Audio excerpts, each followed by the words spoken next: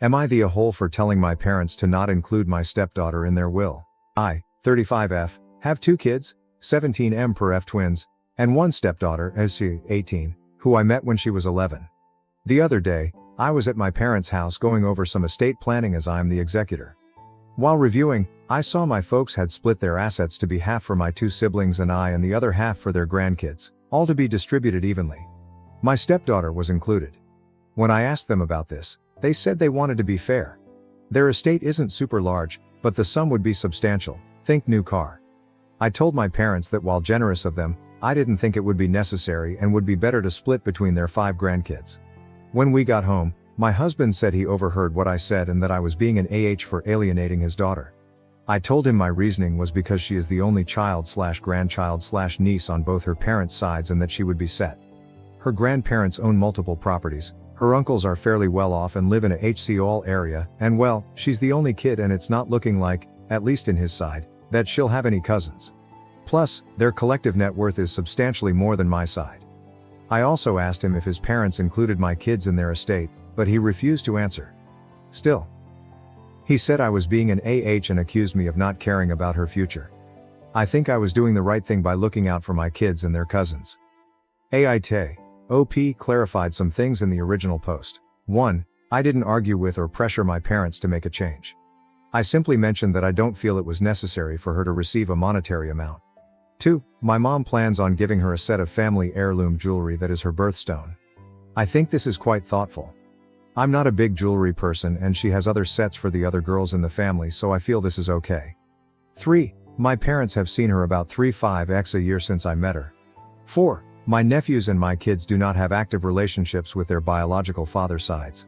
My niece is a new mom and works at a restaurant. I feel that financial inheritance would be more impactful for them even as such a small amount. 5. I know my SD is set to inherit at least 2 houses in a major US city with HCOL. I found this out a while back after my husband asked me to help him organize his office. I had to read through papers to know how to file them accordingly. The paper was a certified copy and was drafted soon after we married. My kids were not included. I am not sure if it has been updated. I did not ask him about it at the time because I did not have an issue with it. 6. There is distance in the relationship, but I don't feel it's my fault. I can explain this. When I met her mom for the first time, she made it very clear that I wasn't her mom. I didn't see this as an issue because I did not want to overstep, and as a mom myself, I could see where she was coming from and respected her request. But as time progressed, our opportunity to spend time together became less frequent. At first my husband had every other weekend visitation. It became less frequent as she became a teenager because she wanted to spend the night with friends, hang out, etc., which I see as normal teenager behavior. The other piece is that we were never invited to be included in major celebrations for her. We usually celebrated birthdays with her a week after because we weren't invited. My husband was, just not us. She's also never spent Thanksgiving or Christmas with us because her mom wanted those days. Again, which I saw as fine because that's her only child. My husband would spend holidays with her at her mom's house, which I encouraged because I knew the importance of father-daughter connections. We also were not invited to her HS graduation. I think she's a beautiful and brilliant young woman and care for her tremendously. But it's challenging to develop deep, meaningful relationships with people you have little contact with. 7. For people putting me in the category of the evil stepmother, saying that I see her as other, don't think that I haven't been trying since the beginning. I include her in every way I can in the times that she is with us by doing things like teaching her my family recipes, taking her shopping for clothes so that she doesn't have to bring things back and forth, and attending every school athletic event that I could. I have tried to include her in family vacation planning, but was told by her mother that unless the vacation occurred on a weekend we're scheduled to have with her, then she would not allow us to have the time. This limited our options to local weekend trips, but even then, her mom comes up with some reason she can't join, including surprise trips to another state. I even suggested a family cruise in lieu of a honeymoon to celebrate our new family, but was blocked by her mom. My husband is allowed to take her on extended vacations as long as it's just the 2 of them.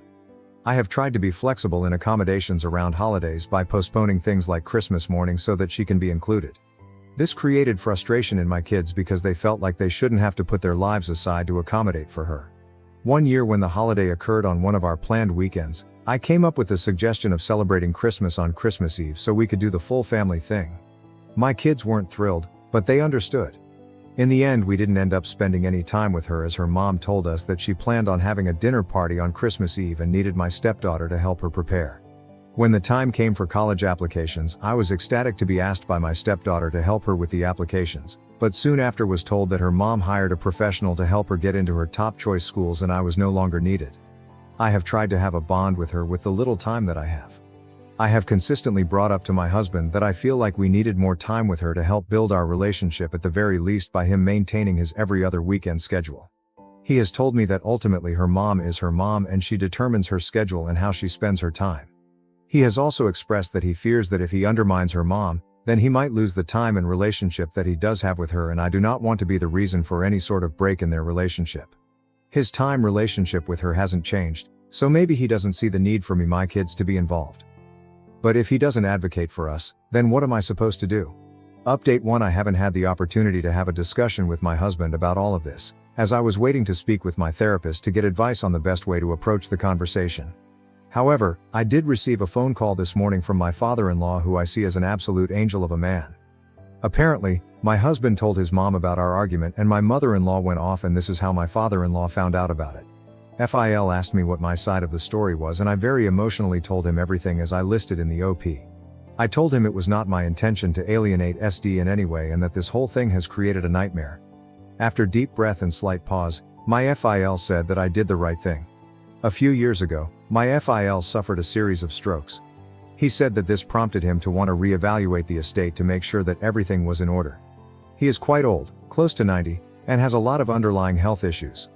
He and my MIL share all of their assets, and she is also his POA in case anything happens, and because they have a family trust, he wanted to include her and his sons in the discussion.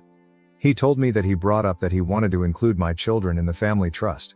He told me he proposed to allow for 10% of the trust liquid assets to be split between my two kids to help get a start on life. He then said that my MIL pushed back very hard, saying that because my children were not biologically related to their family and they should not be considered. When he asked my husband his thoughts on it, Phil said my husband's response was that it was best to keep it in the family, but that he would consider including us in his portion upon his passing if he and I were still together. Phil said this was a surprise because at that point we were still basically newlyweds and was surprised a new husband would even think that way. My MIL's response to that was unhappy, saying again we weren't blood and that this was a family issue. Because of the stress caused by the situation, and because of the recent strokes, Phil did not want to press things further. Phil said afterwards, he pulled my husband aside to find out more about what he had meant and to be assured that my kids would be included, and was basically told by my husband that he would do what was best for his family, and the conversation was dropped. Now, Phil said that he didn't push further at this point because he was getting tired from the conversation. But in light of what's happening and how my MIL and husband are responding behind closed doors, he felt it was necessary to let me know. He said that SD is set to be more than okay when it comes time, and that my husband has asked to tap into funds to pay for her college, so she would not need to take out any loans, which he agreed to.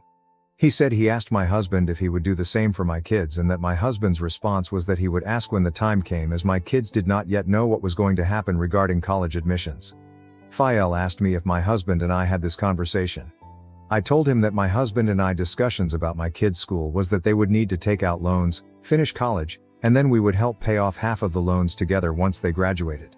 My husband has never suggested that anything for my kids' college would be paid for through his family trust. My Phil was very apologetic, saying he should have pushed further as he loves us greatly and feels like he did not do enough. I told him it was not his fault and that he should not feel responsible for any of this, and that I did not want him to feel obligated to make any changes or bring it up with my husband because I knew it would create additional stress for him and I wanted him to take care of his peace. He said though his desire would be to do so, that since his wife and he have a joint estate, and that she is POA, that he felt like it would be more trouble than it's worth. He is blind and has a lot of mobility issues, so anything he does he is dependent on her. He also said that based on what he's heard on his side, he felt if he did update his will, then they would likely contest it, which would create a financial burden on my end, and he didn't want to create a negative situation. I told him again that it was okay and that we would be okay in life and that he was not responsible for anything that happened. I told him that my intention wasn't to be added to the trust, just to make a point to my husband, to which he said he understood and agreed. He apologized again. We told each other how much we loved one another, and he ended the call saying he considered me a person of integrity, which is a rare gem. Now that I have this information, I feel like this whole situation brought to light a lot of things I hadn't considered regarding my marriage. Also, writing out everything regarding how my husband navigated his relationship with his daughter ex-wife really put things into perspective that makes me feel like we were never a priority for him. I'm not sure where to go from here. I plan to bring this all up with my therapist and talk it out to figure out what I should do. But I no longer feel like the AH for advocating for my biological family because my husband and his side have been advocating for theirs, FIL excluded.